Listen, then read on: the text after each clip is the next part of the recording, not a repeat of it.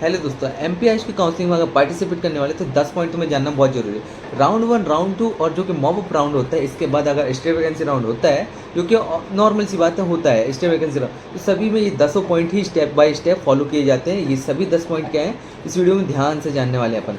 तो become a doctor में आपका स्वागत है, और जिसने अभी तक सब्सक्राइब नहीं किया तो प्लीज़ सब्सक्राइब कर लेना, और वीडियो पसंद आए तो लाइक जरूर कर देना, और भी कोई नया सजेशन हो वीडियो के लिए तो जरूर कमेंट करके बताना। तो सबसे पहले तो अपन पॉइंट पे आते हैं कि राउंड 1 में नॉर्मली रजिस्ट्रेशन प्रोसेस से लेकर जो कि एंड होता है राउंड 1, वो कैसे होता है। देखो, सबसे पहले 25 की जो वेबसाइट होगी वो अपडेट होगी। अपडेट होने के बाद तुम्हें एक रजिस्ट्रेशन का फॉर्म मिलेगा। रजिस्ट्रेशन का फॉर्म खुलने से पहले ही एक रूल बुक आती है जो कि हर साल नई नई चीज़ें अपडेट करती है। इसीलिए मैं बोलता हूँ एमपीआईएस थोड़ा सा टिपिकल होता है, थोड़ा सा अलग होता है बाकी सारे काउंसलिंग से। अब देखो, जैसे मैंने बताया कि रूल बुक आ जाती है। रूल बुक सबसे पहला पॉइंट है, साइड में तुम्हारी स्क्रीन में दिख जाएगा क्या क्या स्टेप है ये। ठीक है, रूल बुक आएगा। रूल बुक में अपन को सारी चीज़ें पढ़ लेनी है, राउंड 1, राउंड 2, राउंड 3 और स्टे वैकेंसी राउंड के बारे में भी जानकारी दे देती है। इसी के साथ साथ क्या होता है, अब पहली राउंड में जैसे रूल बुक आ गया, रूल बुक के बाद क्या होगा, तुम्हारा फर्स्ट पॉइंट खुलेगा रजिस्ट्रेशन। अब रजिस्ट्रेशन खुल गया, रजिस्ट्रेशन में तुम अपनी सारी डिटेल्स डालोगे। सारी डिटेल्स डालने के बाद क्या करोगे, तुमने फॉर्म फिल कर दिया, रजिस्ट्रेशन की जितना चार्ज हो गया अपन ने चार्ज पे कर दिया। चार्ज पे करने के बाद रजिस्ट्रेशन अपना हो जाता है डन। अब क्या होता है, अब एक नेक्स्ट पॉइंट आता है, सेकंड पॉइंट जिसको कहते हैं कि पंजीयन फॉर्म में एडिट करने की सुविधा। इसको नॉर्मली सीधी सीधी एक लाइन लिख देता है एमपीआईएस की वेबसाइट में, सीधी सीधी इंग्लिश की लाइन। देखो, please note the once the candidate details have been verified they will not be able to make any further changes in their registration information. यानी सीधी सीधी बात है कि अगर वेरीफाई हो गया, वेरीफाई होने के बाद कोई भी माइनर या मेजर कैसी भी चेंजेस वो नहीं कर सकता कोई भी कैंडिडेट। अब वेरिफिकेशन क्या होता, वेरिफिकेशन के बारे में थोड़ा बहुत जिनको पता है वेरी नाइस, जिनको नहीं पता तो मैं एक बार फिर बताता हूँ। वेरिफिकेशन क्या है, जैसे तुम रजिस्ट्रेशन डन कर लेते हो, अगर तुम्हें कुछ एडिट करना है एडिट कर लेते हो। 4 से 5 दिन का ही टाइम मिलता है, ज़्यादा समय नहीं मिलता, यानी कि थोड़ा सा संभल गया।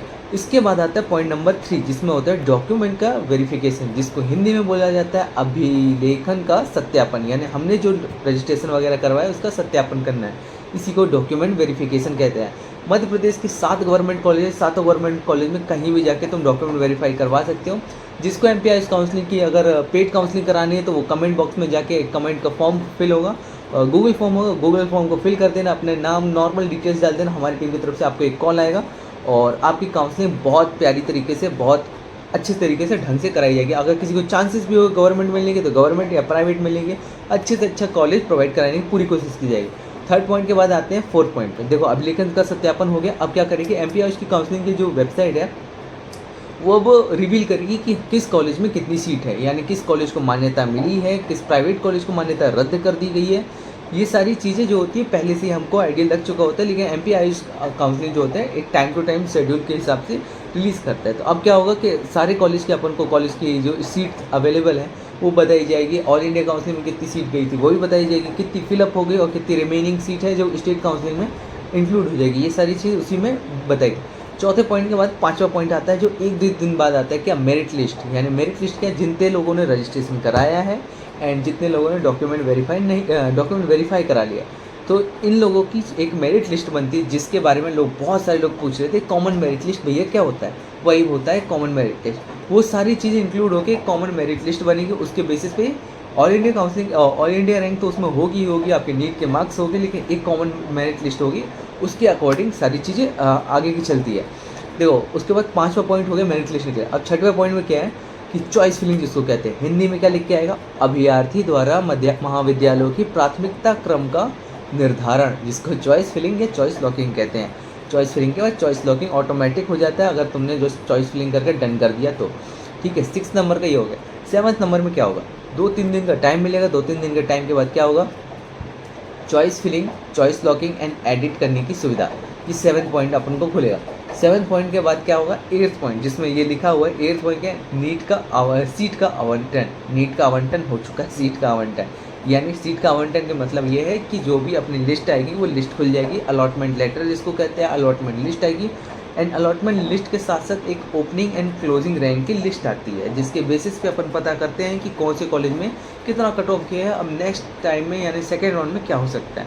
इसके साथ साथ क्या होगा, ये चीज़ें आगे। अब 8 नंबर के यहाँ होगा सीट आवंटन जिसे कहा गया है, यानी कि सीट अलॉटमेंट। अब 9th पॉइंट, अपना 9th पॉइंट क्या है, महाविद्यालय में औपचारिकताएं पूर्ण करके अस्थायी प्रवेश प्राप्त करने की तिथि। यानी इसका मतलब क्या है, औपचारिकताएँ पूर्ण करने, यानी डॉक्यूमेंट तुम अपने सारे ओरिजिनल डॉक्यूमेंट ले जाओगे, ओरिजिनल डॉक्यूमेंट ले जाके तुम अपना एडमिशन प्रोसेस को डन करोगे, पैसे वैसे दोगे, पैसे वैसे देने के बाद तुम्हारा एडमिशन डन होता है, तुम्हें अलॉटमेंट लेटर मिल जाता है कॉलेज के थ्रू, प्रिंसिपल डीन जिसके सील साइन होते हैं, सारी चीज़ें हो गई, तुम्हें एक कागज़ मिलता है। तुम्हारे 4-5 लाख रुपए खर्च होने के बाद, प्राइवेट कॉलेज से हो तो, गवर्नमेंट वाले हो तो 1 लाख के अंदर ही, यानी 1 लाख और 4-5 लाख में ज़्यादा डिफरेंस नहीं होगी। इतना सारा पैसा खर्च करने के बाद तुम्हें बस एक कागज़ मिलेगा जिसमें एक प्रिंसिपल के सील साइन होंगे, उस कॉलेज की एक सील साइन होगी बस। तुम वो लेकर आओगे, 1.5 से 2 महीने इंतजार करना, कॉलेज कब खुलेगा तुम्हें एक नोटिफिकेशन मिलने का। इसी के साथ साथ क्या होता है, 10th यानी लास्ट पॉइंट क्या होता है, प्रवेश निरस्तीकरण। इसका मतलब क्या है, जिन लोगों को एडमिशन नहीं चाहिए वो अपनी वेबसाइट पे ही जाके टिक कर देंगे कि नहीं हमें इसमें नहीं चाहिए, इस कॉलेज नहीं चाहिए, हम नेक्स्ट राउंड में जाने वाले हैं, या फिर ये हो सकता है कि उसे कॉलेज से ये काउंसलिंग ही छोड़नी होगी। तो ये सारी चीज़ें होती हैं। Second round and third round में क्या होता है, सेकेंड एंड थर्ड राउंड में भी सेम टू सेम होता है, बस कुछ चीज़ें चेंजेस हो जाती हैं। जैसे नए रजिस्ट्रेशन होने का चांस खुल जाता है, एक बार और डॉक्यूमेंट वेरिफिकेशन का चांस खुल जाता है, और चॉइस फिलिंग के चांसेस तो रहते ही रहते हैं। और नई चीज़ें क्या है, सीट के बारे में बस अपन को पता चल जाता है कि हाँ किस कॉलेज में कितनी सीट है, क्योंकि फर्स्ट राउंड के बाद सेकंड राउंड में आने से पहले अपन को मेरिट लिस्ट और फिर दोबारा जो चीज़ें होती हैं वो सारी चीज़ प्रोवाइड की जाती है।